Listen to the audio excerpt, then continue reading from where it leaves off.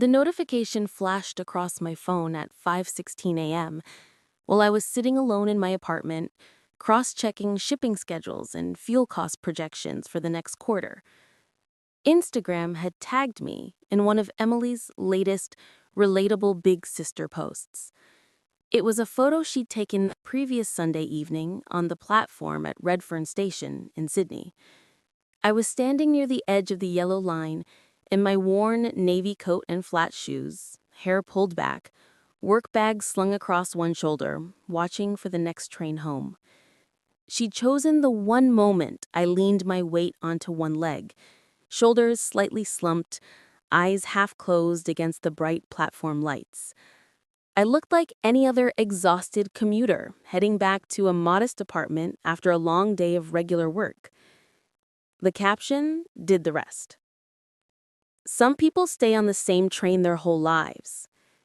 My sister Lena is 35 and still catching public transport everywhere. At some point, you have to accept your financial reality instead of pretending you're building an empire. Hashtag real talk. Hashtag family love. Hashtag grow up. It was written in that careful tone Emily loved so much. Fake concern wrapped around real condescension. I stared at it for a long moment, thumb hovering over the screen, taking in the structured cruelty of it. She'd posted at exactly 11:59 p.m. Sydney time, her favorite hour for what she called truth drops. Late enough to catch people doom-scrolling in bed, early enough to be the first thing they saw when they woke up. Before I go any further, if you're listening to this right now, take a second to like this video, subscribe to the channel, and share this story with someone who's been quietly underestimated by their own family. Because what you're about to hear is real life for more people than you think. And I don't want you to feel as alone as I once did. Back to my screen. The photo was already gathering momentum. In just under 3 hours, it had 463 likes and 89 comments. By the time I finished my first cup of coffee and refreshed the page, the numbers had doubled. I scrolled through the comments with the kind of detached calm that comes from expecting the blow long before it lands. At least she's saving on petrol. Some people just aren't meant for big things, and that's okay. This is what happens when you don't have realistic goals. Emily, you're so kind for keeping it real. Someone has to say it. Train people stay train people. That's life. The phrasing was different, but the message was the same one I'd been absorbing for years. Lena, the one who never quite made it. Lena, the one who works with ships or something. Lena, the sister who took trains while Emily posted photos and borrowed luxury cars. I put my phone face down on the table and looked back at the documents spread across my kitchen counter. They didn't look like much, just rows of numbers and lines of legal text. But if Emily's followers had seen them, if any of those strangers had read the valuation models or the underwriting agreements or the expansion projections, the comment section under that photo would have looked very different.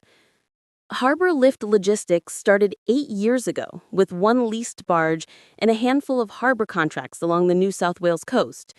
Now, we ran tugboats, autonomous barges, high-speed coastal cargo vessels, and a growing network of drone-assisted last-mile delivery hubs across Australia and Southeast Asia. We moved critical medical supplies to small island communities. We handled rapid-term cargo for tech companies that needed parts moved faster than traditional freight. We had emergency contracts with government agencies for disaster relief along the coastline. Last financial year, Harbor Lift generated 510 million AUD in revenue. Our pre-IPO valuation had just been finalized at 3.6 billion AUD. Pre-market interest suggested we might hit 5 billion by the end of the first trading day. My ownership stake? 62%. I didn't need to do the math anymore. I'd done it the night before on the same kitchen counter where my phone now sat buzzing with strangers' opinions about my lack of success. If the numbers held, by this afternoon, my net worth would cross 3 billion AUD on paper. But Emily didn't know that. No one in my family did. To them, I was still just Lena who never left the docks, the one who liked messing around with small boats and never did anything glamorous with her life. I was the serious older sister with the budget apartment near the harbor and the same black tote bag I'd owned since my 20s. They knew I worked in shipping. They knew I spent long hours on calls with suppliers. They knew I almost never talked about money. What they didn't know is that I wasn't working for a shipping company. I owned it. Keeping that detail from them had not started as a grand strategy. In the beginning, it had been self-defense. I'd seen what happened anytime someone in our extended family got a promotion, a small inheritance, a lucky investment. The phone calls, the little favors, the expectations for loans that were never repaid, and the resentment when those loans were refused. When I'd taken out a 250,000 AUD loan to buy my first vessel, it had barely been enough to cover the down payment and the registration fees. I couldn't afford to carry anyone else's emergencies on my back while I was trying to keep my own business from sinking. So I'd let them assume I was still an operations manager at someone else's company. I kept my rental in a slightly worn block near the water. I wore the same practical clothes I'd worn during the lean years, and I caught public transport when I was anywhere near my family's part of town. What had begun as necessity had evolved into something more deliberate. It protected my focus. It protected my sanity. And it protected me from having to argue with people who'd already decided what I was capable of before I'd even started. Emily especially loved the version of me she'd constructed in her head. The one who was responsible but boring. The one who made safe choices. The one she could hold up to her followers as the before photo for motivational captions about taking risks and believing in yourself. She liked being the event planner, the influencer, the sister with the designer handbag collabs, and the curated life. There was no place in that narrative for her quieter, older sibling who built an empire in dockyards and control rooms instead of showrooms. Which is why, 3 nights earlier, when I'd seen her car parked outside our mother's house, I deliberately told my driver to drop me 1 street over so I could walk to the train station instead. I knew she'd be watching. I knew she'd be looking for content. The photo itself didn't bother me. I'd spent enough nights in reflective vests and steel-capped boots overseeing cargo transfers to stop caring what I looked like after a long day. What stung was the lazy certainty in the caption, the way she stated my entire life as if it was fact she'd personally verified. You're someone who takes trains. You work a normal job. You don't have much money. That's who you are. My phone rang at 5:41 a.m. Emily's name lit up the screen. I didn't need to guess why she was calling. The post was gathering traction. She would be riding the high of early engagement, of DMs from her little echo chamber of, "So true, babe," and "You're speaking what no one wants to say." I answered and kept my voice level. "Hey." "You saw it?" she asked, skipping any greeting. Her voice was bright, energized, like she'd had 3 coffees already. "I saw it." "I know it probably seemed harsh," she rushed on, "but someone had to say it. You can't keep pretending you're going to suddenly blow up and become some kind of shipping tycoon or whatever. You're 35, Lena. This is it. This is your life." I glanced at the corner of my laptop screen, where a countdown widget was quietly ticking toward market open. 3 hours and 19 minutes. "That's very thoughtful of you," I said, making a note in the margin of one of the underwriting reports. "I appreciate your concern." "I'm serious," she insisted. You could be happy if you just accepted who you are. And who am I, Emily? I asked, genuinely curious to hear how she'd summarize me to myself. You're someone who takes trains. You work a normal job. You don't have much money. That's who you are. My phone rang at 5:41 a.m. Emily's name lit up the screen. I didn't need to guess why she was calling. The post was gathering traction. She would be riding the high of early engagement, of DMs from her little echo chamber of "so true, babe," and "you're speaking what no one wants to say." I answered and kept my voice level. "Hey." "You saw it?" she asked, skipping any greeting. Her voice was bright, energized, like she'd had 3 coffees already. "I saw it." "I know it probably seemed harsh," she rushed on, "but someone had to say it. You can't keep pretending you're going to suddenly blow up and become some kind of shipping tycoon or whatever.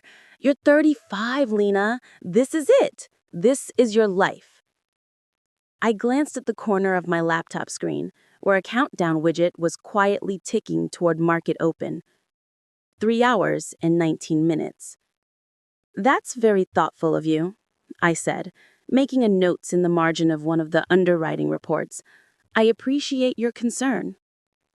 "I'm serious," she insisted. "You could be happy if you just accepted who you are." "And who am I, Emily?" I asked, genuinely curious to hear how she'd summarize me to myself. "You're someone who takes trains. You work a normal job. You don't have much money, and that's who you are." I watched the Instagram numbers climb again on my laptop screen. 6,100 likes, 1,027 comments. The algorithm loved her particular brand of honesty. I observed the post seems to be resonating. "It really is," she said, and I could hear the pride under her concern. "I think a lot of people get it. Having that one family member who just refuses to face their limitations. Sometimes public accountability is what people need. When you're living in denial, your community has to step in." I let the silence stretch just long enough to feel intentional. "Maybe you're right," I said finally. "Sometimes people do need help seeing the truth." She took that as agreement. Of course she did. "Exactly," she said.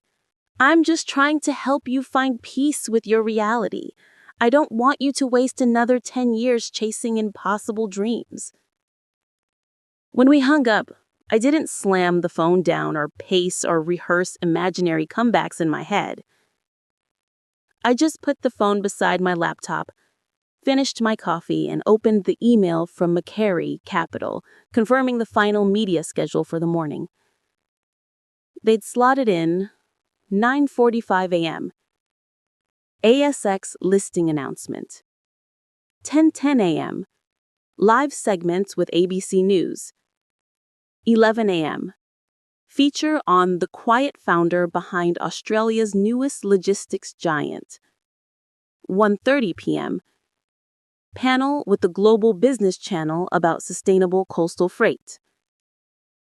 Under all of that, in a neat little bullet point, was the line that would turn Emily's commute photo into something very different from what she had intended. Founder's personal stake post-IPO estimated at 3.1 billion AUD at projected pricing. I checked the time again. 3 hours until market open.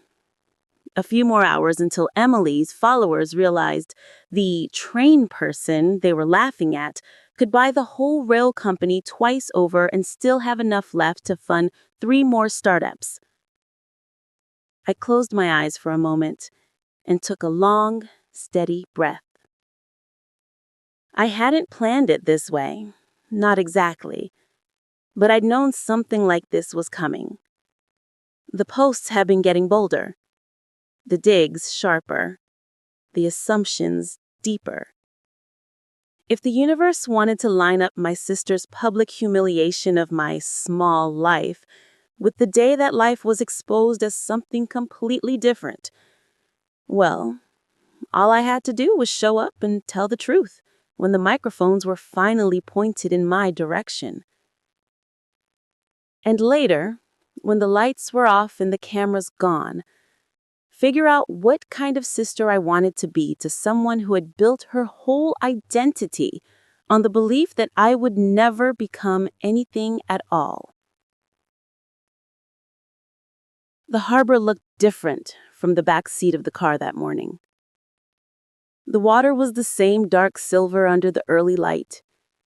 The cranes, the stacks of containers, the low hum of engines starting their workday. I'd spent so many dawns out here that the industrial skyline felt more familiar than any city view. But today, I wasn't in steel-capped boots on a wet dock shouting instructions over the wind. I was in a dark blue suit I'd had made 6 months ago and never worn. The kind of suit that looks simple until you notice the stitching and the way it sits on your shoulders. The kind of suit that's not meant for family dinners. My driver glanced at me in the rearview mirror as we turned onto Bridge Street toward the financial district. "Nervous?" he asked. "No," I said truthfully. "Just ready." At 8:02 a.m., my phone lit up with an incoming call from a number saved simply as UBS IPO team. "Miss Park?" a calm voice said when I answered. "This is Daniel from UBS. Just calling to confirm everything is on track for the Harbor Lift listing. We're seeing very strong pre-market interest." "Define very strong," I said, watching notifications from Instagram continue to stack up at the top of my screen. "Current demand is about 2.7 times the available shares. We're getting significant attention from pension funds, infrastructure funds, and a few international players.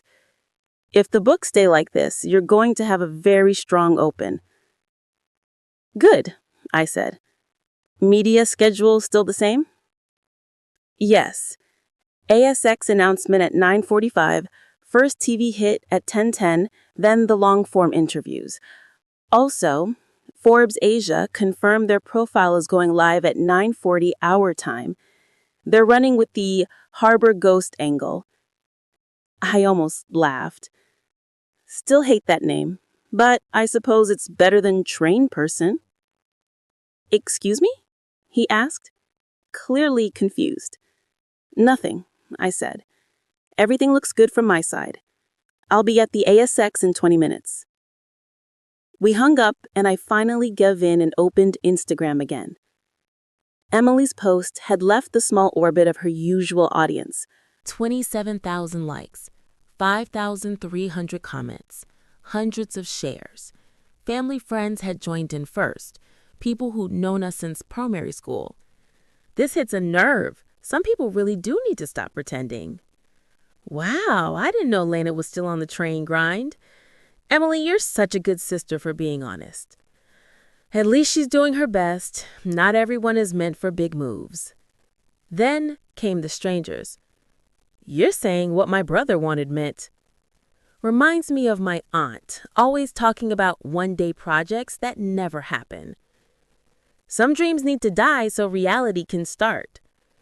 I flipped through it all with a strange, quiet curiosity. It was like watching people comment on a documentary about a person they didn't realize was sitting in the cinema behind them.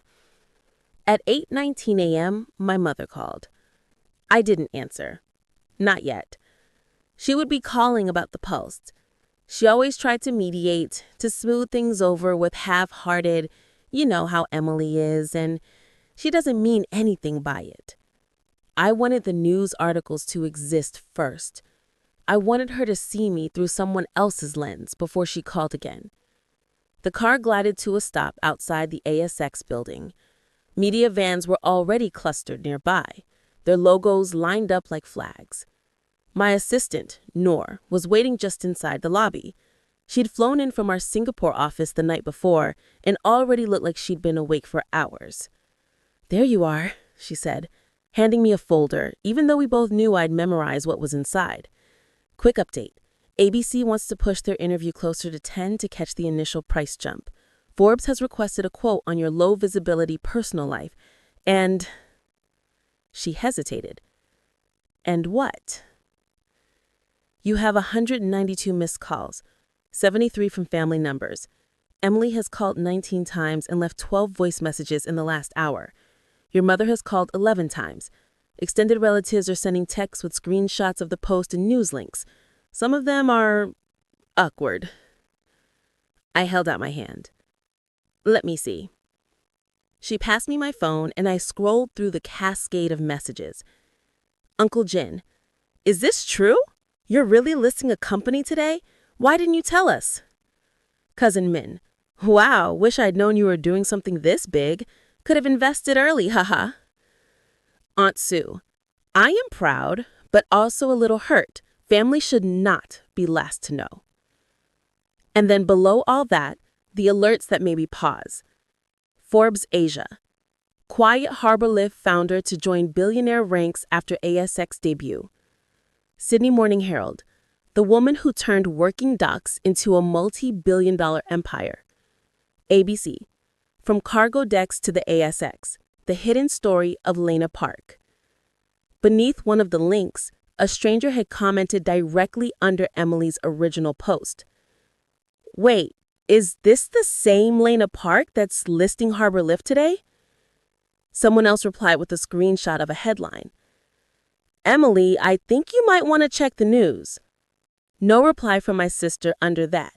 Just a timestamp showing she had last been active 12 minutes ago, reacting with heart emojis to a comment praising her brave honesty.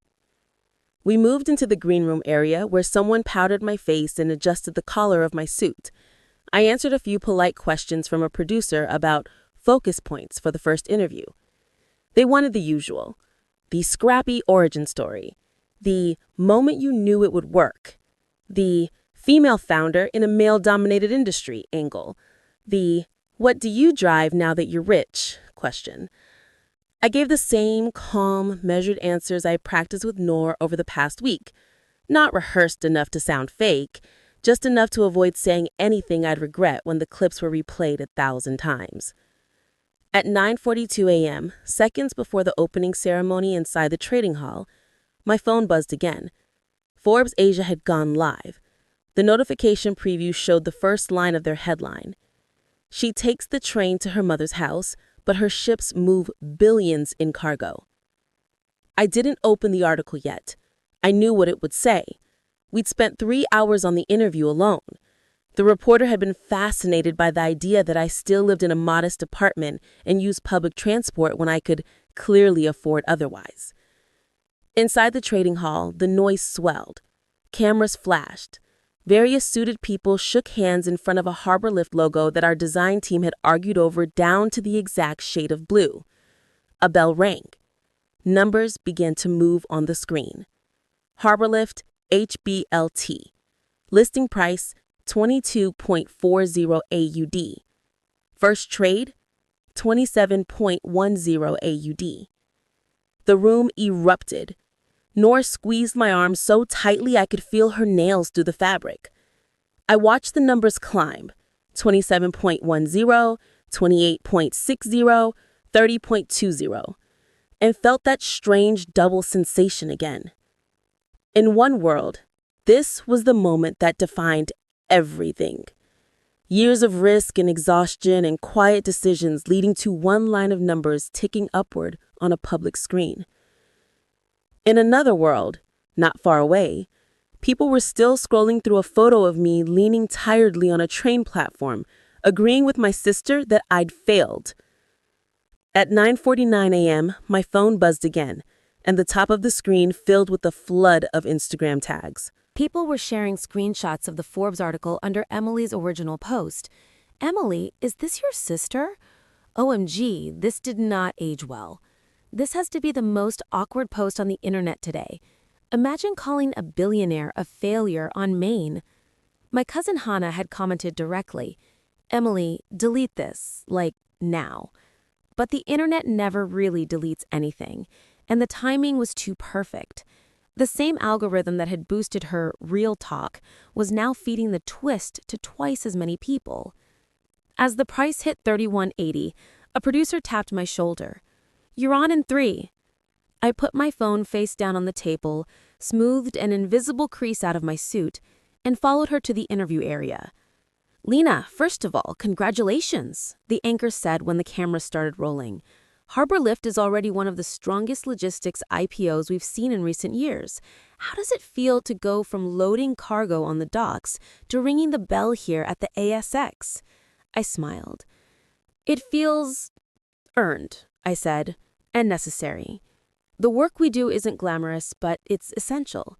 The listing just gives us more fuel to keep doing it at scale."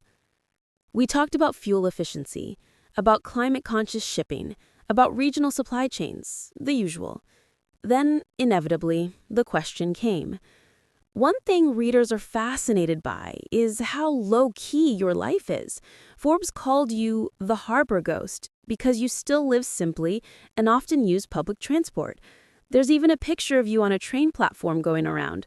Most people assume billionaires don't live like that. Why do you? I paused for half a heartbeat, just enough to signal that I was choosing my words carefully. Because wealth isn't about display. It's about what you're building and who it serves. Our vessels move medicine, food, essential goods to places that depend on them. That matters more to me than owning a garage full of cars. And frankly, trains work. They're efficient. They give me time to think. I didn't mention Emily. I didn't need to. By then, half the people watching had probably already seen the post. When the segment ended, Noor handed me my phone again, her expression caught somewhere between amusement and concern. "You might want to call your mother," she said gently. "She's hysterical, in a good and bad way." I nodded. "I'll call her from the next room." I stepped away from the noise into a quiet corridor with a view over the harbor I'd built my life around, and finally pressed call on my mother's name. She answered halfway through the first ring. "Lena?" Her voice was high, strangled with emotion. "Lena, is this real? Are you really... Is that really you on the news? Is that your company?" "It's real, Mom," I said softly, watching HBLT tick past 3340 on a muted screen through the glass. "I'm sorry I didn't tell you earlier. I needed to keep things quiet until today." "But you catch the train," she said, like that alone disproved everything she'd seen. "You live in that small apartment. You always say you're just going to work at the port." "I do go to the port. I just happen to own the company now. The apartment is close to the harbor office. The train is efficient. I didn't need more than that." There was a long silence. Then, in a much smaller voice, "Emily's post. Oh, Lena, everyone has seen it. They're sending it to me. They're calling, messaging. She's locked herself in her flat. She says she's ruined everything. She says you'll never speak to her again." I pressed my thumb into the edge of the phone until it hurt, grounding myself in the physical sensation. "I saw the post," I said quietly. "Don't worry about Emily. We'll sort it out, as a family." Through the glass, the price ticked higher. $34.10, $34.90, $35.20. Behind each number, people were making calculations about my worth on paper. But in that moment, the only calculation that mattered to me was whether I wanted my next conversation with my sister to be about revenge or about something else entirely. By mid-afternoon, the numbers had settled into a rhythm. Harbor Lift closed its first day at 36.80 AUD a share. The company's market cap sat just over 5 billion AUD. My 62% stake, after dilution and transaction costs, was hovering around 3.2 billion AUD. Financial channels used phrases like remarkable debut and new powerhouse in regional logistics. Journalists used words like enigmatic, private, unconventional. Anyone who had known me only as the quiet one who works near the water was suddenly being asked how it felt to realize they'd underestimated me for more than a decade. The one call that stayed with me, though, wasn't from a journalist. It came at 4:07 p.m. from our head of people operations, Priya. Lena, I thought you'd want to hear this directly. We've had over 4,500 job applications come in since this morning. 4,500? I repeated. Sure, I'd misheard. Yes, and they're not random CVs. We're talking senior engineers from global shipping firms, logistics strategists from Singapore, Rotterdam, graduates from UNSW, MIT, NUS, people who say in their cover letters that they want to work for a company led by someone who actually understands the work and doesn't flaunt it.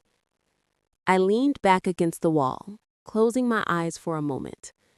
That, I said slowly, might be the best news I've heard all day. Better than being called a billionaire on live television, she teased gently. Better than the number.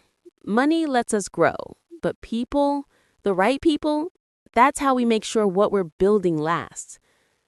After we hung up, I finally let myself feel something beyond controlled calm. Not joy exactly, not shock, just a deep, steady sense of rightness. I'd spent 8 years pouring everything I had into this thing. My time, my energy, my sleepless nights, my reputation with banks that didn't think a woman who'd grown up around fish markets knew how to run a complex logistics network. And now, here it was, not just profitable, not just publicly listed, but attracting people who understood that substance mattered more than show. When I left the ASX building just after 6, the sky over Sydney was sliding towards evening, the kind of blue that makes the harbor look almost black. My driver opened the door to the car, but I hesitated. "How long to my apartment by train?" I asked. He frowned, confused. "From here? Maybe 25 minutes? There's a direct line." I nodded. "I'll go by train. You can take the night. See your kids." He opened his mouth to protest, then thought better of it and simply smiled.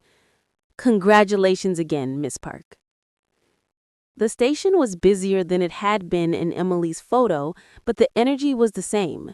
People in suits checking emails, teenagers with headphones, parents holding sleepy children's hands.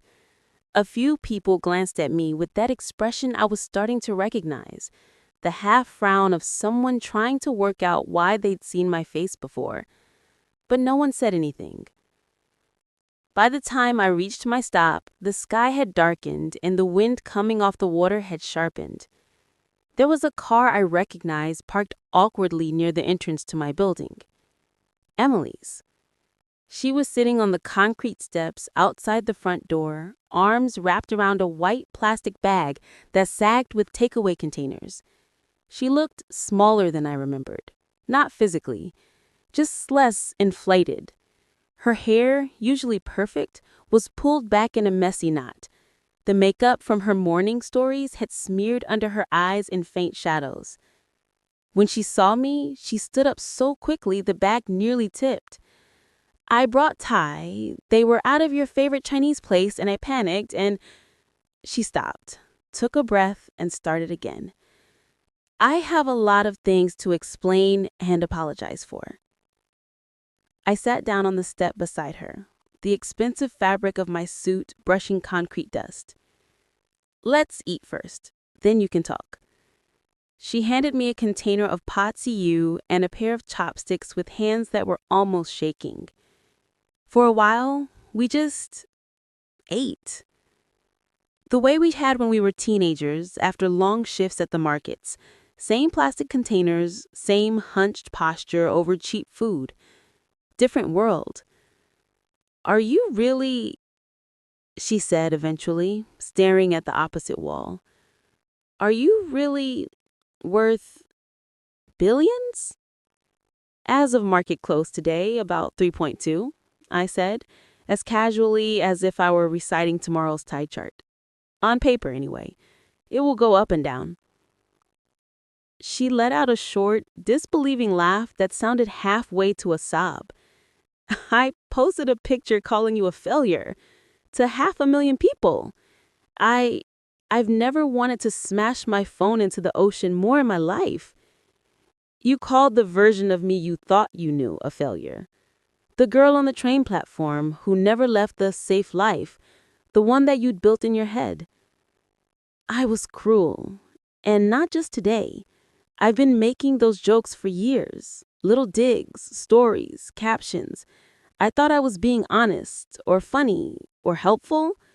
I don't even know anymore. You were getting attention, and attention feels like approval. It's easy to confuse the two. She wiped under her eyes with the heel of her hand, smudging what was left of her eyeliner. I've had reporters calling me all day, brands asking if I want to pivot and tell my side of the story, people sending me screenshots of my own post on the news like I haven't already seen it 100 times. Mom cried so much she gave herself a headache. Our cousins are roasting me in the group chat. I deserve it. Maybe, but that's not the part I'm focused on. She turned to look at me properly for the first time, eyes red and searching. What are you focused on? That text you sent at 2:13, I said. The one that said, "Can you ever forgive me? I've ruined everything. I'm so ashamed." She let out a raw little sound that might have been a laugh or a sob. "I meant it," she said. "I still mean it. I will spend the rest of my life being the girl who called her billionaire sister a failure, and honestly, I deserve it." Or, I said, picking up another mouthful of noodles, it could be the story of how you learned that your assumptions about success were wrong, and how you stopped building content out of other people's lives. She blinked at me. "How are you this calm?" she asked. "If someone did to me what I did to you, you wouldn't have handled it well," I agreed. "But you're not me, and I'm not you." We sat in silence for a while, the sounds of the street filling in the spaces between our breathing. "Can you forgive me?" she asked finally, voice so small it almost vanished in the wind. Not internet forgive me, real forgive me, sister forgive me.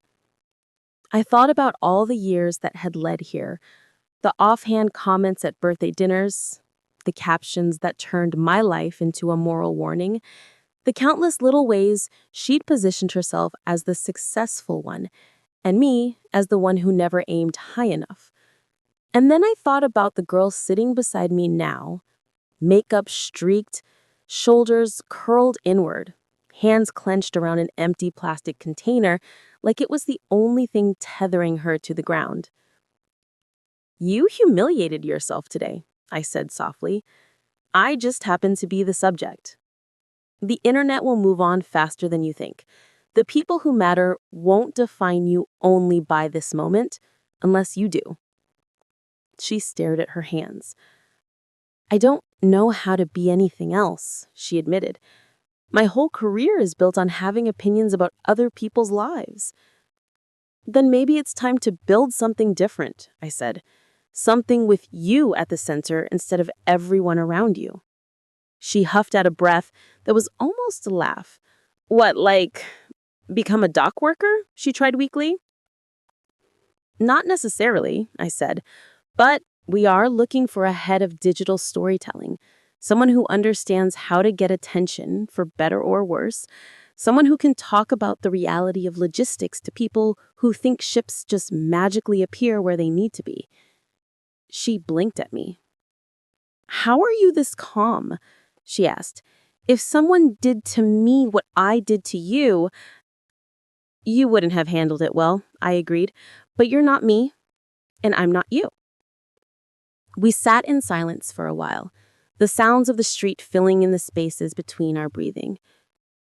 "Can you forgive me?" she asked finally, voice so small it almost vanished in the wind. "Not internet forgive me, real forgive me, sister forgive me."